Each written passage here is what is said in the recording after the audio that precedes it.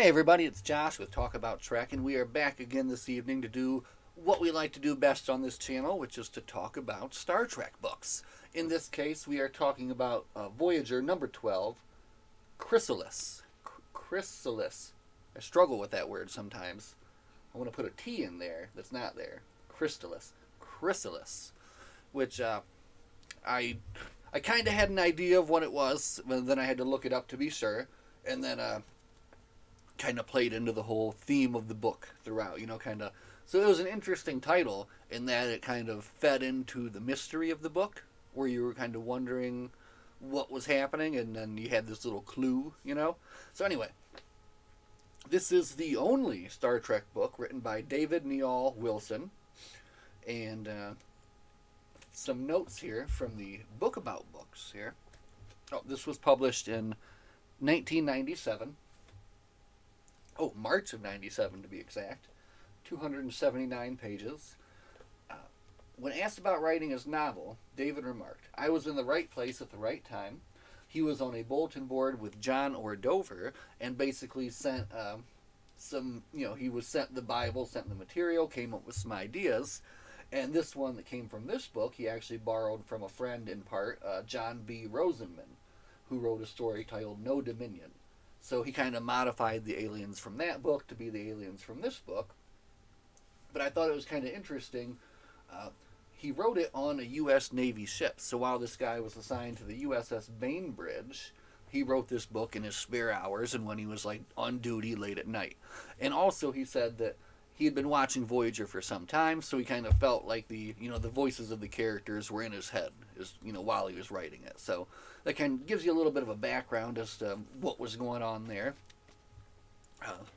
I did give this book a little bit of a beating up. Look at that. Oof.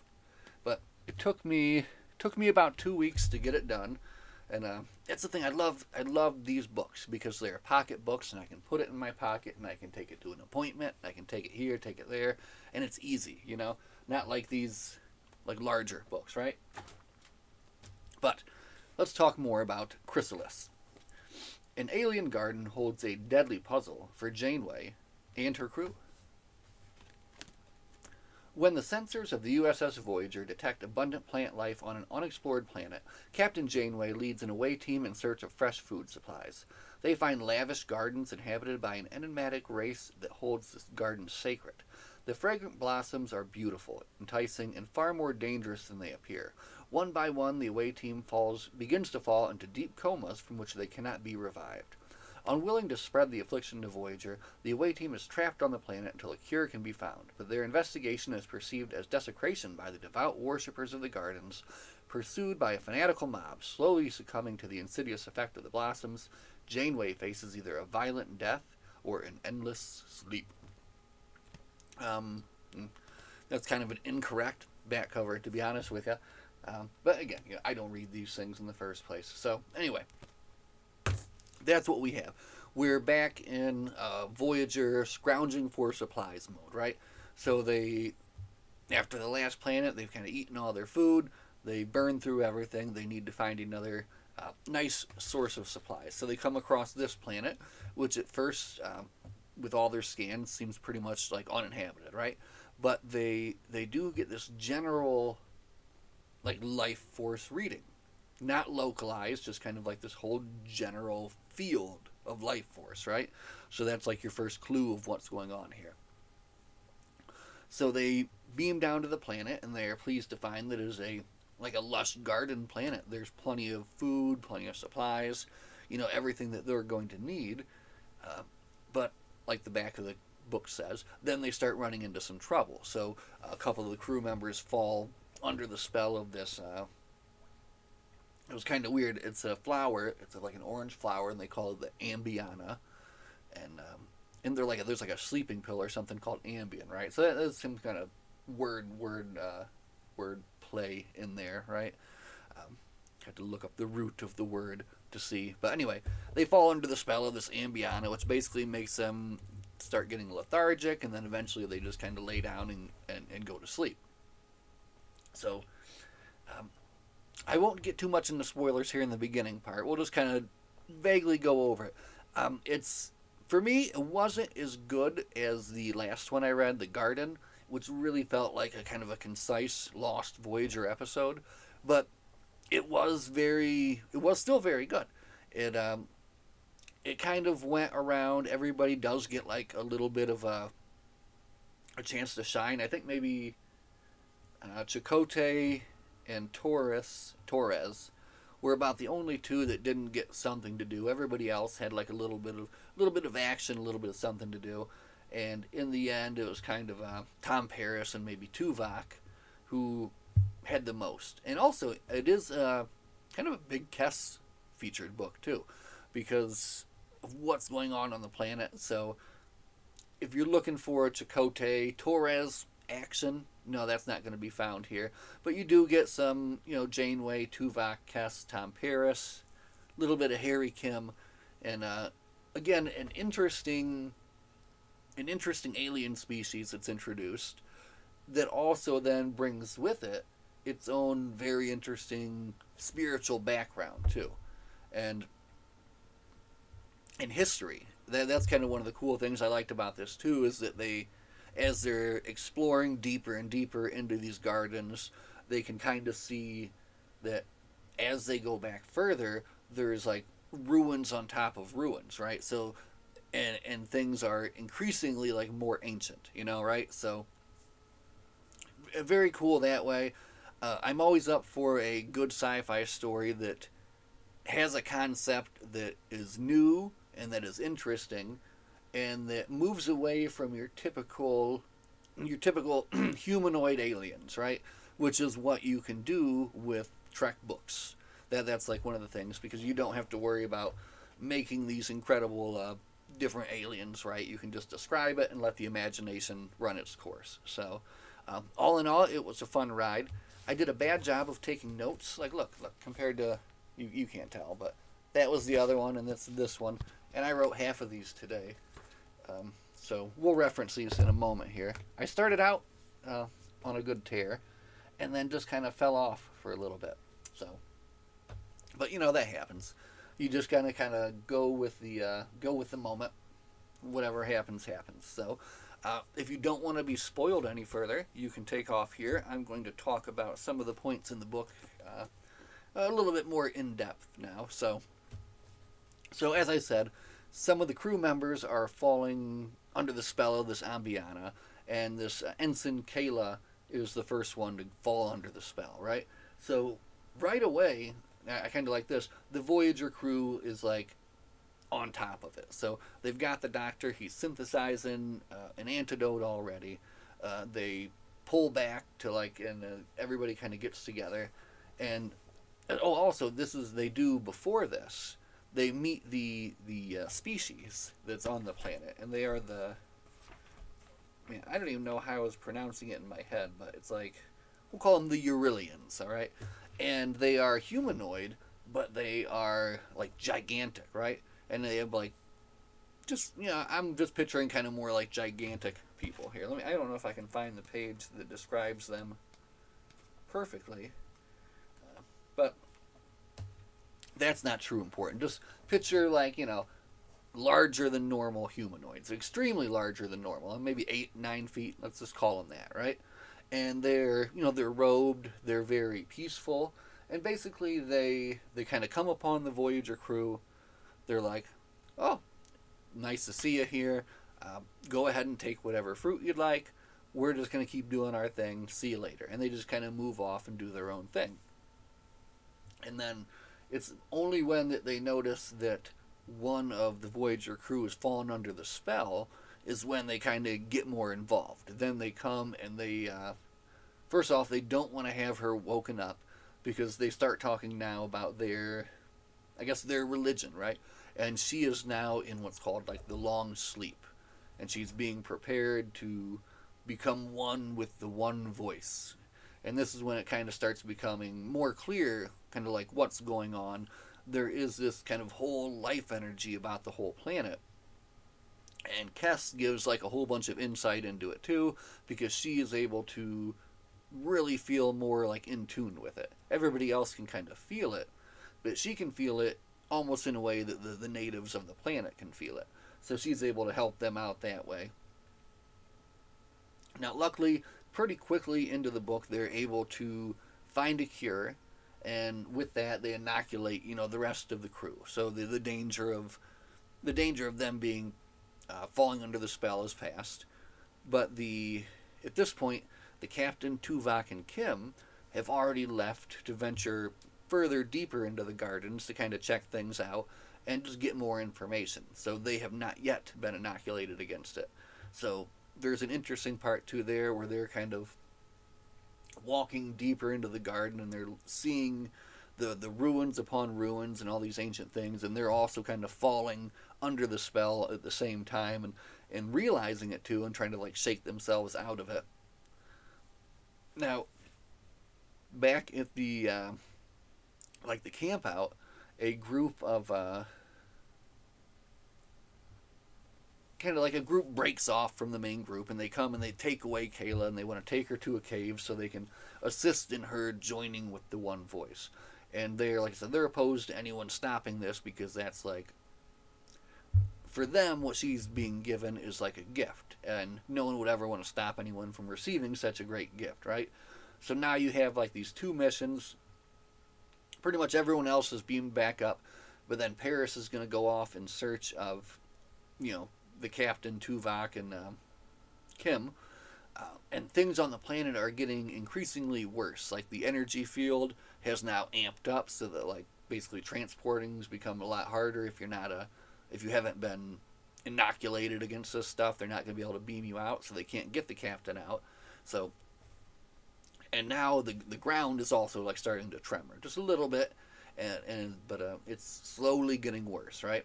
So they have a basically within the group of the Eurylians, there's Vok. He's the leader. He's the elder, and he's the one who's made all the contact with everyone so far. But then his second in command, Ban, is doesn't want the he's the one that leads the kidnapping, right? And he takes Kayla away. So he kind of goes against what he's supposed to be doing. So when they go to look for him, for Kayla. Wait, I'm getting ahead of myself. First, the away team with Kim, and this was the part of the book that I thought was kind of out of character, at least for Janeway. So they're in the caves, and they run into some trouble there, and there is like massive, like I said, the earthquakes have increased, so they're a lot worse now, and a chasm opens up, and seemingly Harry Kim falls off to his death. Tuvok jumps into another chasm, and Janeway basically tries to make her way out as quickly as possible. And at this point, they've already been inoculated. I think they've met up with Tom Paris. See, this is why I need to take better notes, because now things are jumbled in my head. But anyway, she runs off, and she gets beamed back up to the ship. And I just thought, I can't see Janeway leaving the planet without her two away team members. But I get it. Things were shaken up. But that just kind of struck me as odd. She's going to go back for them, or she's going to, I don't know. That seemed kind of out of character. But Tom Paris does go back with Kes, basically, to find Kim, give it one more chance, and also to rescue Ensign Kayla. So, like I said, this is where the book becomes like the Tom Paris and Tuvok show at the end. They do find Kayla, Paris and Kim do. And this is at the same time when Tuvok, like I said, he jumped into like a side tunnel to get away from the avalanches and stuff. He meets up with Ban, and Ban agrees to try to help him get away too. But then realizes that he needs Tuvok's help as well. So they go to like the main cave where they're preparing Kayla for the one voice and the great big sleep and whatever. So, but right when they get there, and like Ban's yelling stop, Kes injects her with the inoculation, so she's kind of awoken from the sleep. But then all of the followers that were like chanting and singing to help her into that one voice thing, they're all now like stuck. So the only thing they can do is to get Vok. Now Vok is already, he's like I said, he's the elder. Everything he's already done in this book is wore him out, So he's passed out. They need to wake him up. So that's what they need Tuvok for. I never got Tuvok and Vok, right? Tuvok has to mind meld with Vok. He brings him out, and then Vok is able to kind of explain that, no, it'll be okay. The awakening is upon us. And they've been talking about this awakening this whole time, and this is something that the elders have talked about and has happened before and will happen again. So now the awakening is really happening, right? And that's kind of like the final chapters of the book describe this. Oh, and another fun thing this book does that I liked is where you have a chapter that ends, where you get a point of view from one character. So you get the point of view of Tuvok witnessing this awakening, which is basically like all of the life force of the planet, all these elders' life forces are released from wherever they're at, and they kind of look like giant winged beings now, like angels, and they fly up into space and they fly away, go away forever, wherever, into like another existence, into another form, and then the life force on the planet recedes, and then the cycle begins again. And the cycle starts with the new elder, Vok, as he enters into the long sleep. But you get to see that chapter end with Tuvok seeing that happen from the planet, and then you get to see the next part of it, which is where you get to see what is going on from the ship side view, right? So you get to see and I like that they go back, they rewind time a little bit for you, so that they go back a little bit in the story, and then you get to see a little bit, and then you get to see the event happen from the ship side. And from the ship side, they can't see or scan anything. It's all like a big cloud cover, energy cover, and then all of a sudden all these angels start bursting out. And I forgot to mention too that with these alien angels comes this immense field of energy and emotion, right? Where you're feeling like the experiences and the life of all of these people throughout like all time, through all of their ages. So, and that's something everyone on the planet was able to feel too. And it was, and then they then were like sharing their experiences with the Force as well. So that was cool. That was a very, like I said, I love in sci-fi novels when they have something like this that's just so completely out there, right? So this is like a completely new idea, and it works so well, and especially with like having a couple of the more telepathically minded members of the Voyager crew, right? Then they get to kind of take the forefront in this because of that. And I thought that was just really good. So it was a fun like little mystery to figure out. There was never too much danger. There was never too much action.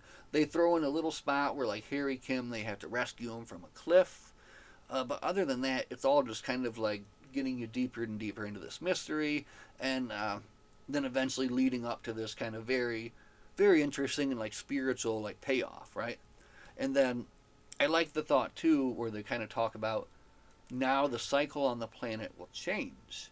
So where at that point in the planet they had kind of retreated to caves and led this more like aesthetic lifestyle, right? Now that's going to change, and now they're going to go do more going back to like maybe building cities, doing art, making music, and then rediscovering things back that way. So it led to a lot of interesting thought, I guess, and I don't know.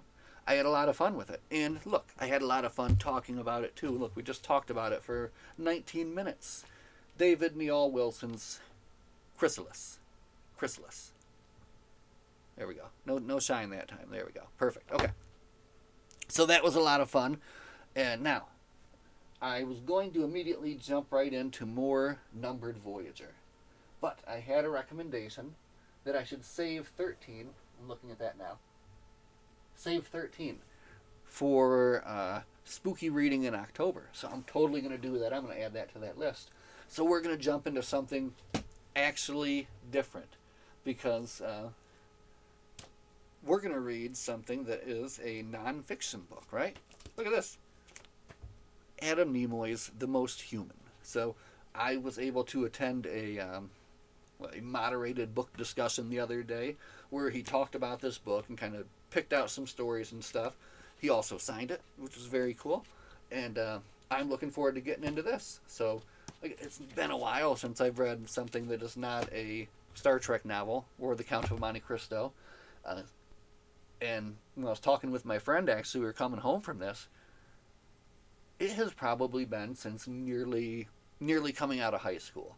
Maybe the last one I might have read was Mick Foley's autobiography. Maybe. Gosh. So anyway, it's been a while, so it's going to be fun. And the stories he told were interesting, so I'm really looking forward to diving into the book and seeing more and learning more about. And basically, the topic is the reconciliation he has with his father, like at the end of his father's life. So it'll be fun. Should be a very interesting read, and I'm looking forward to it, and then looking forward to talking about it. So, as always, my friends, live long and prosper, and we'll see you guys next time. Good night.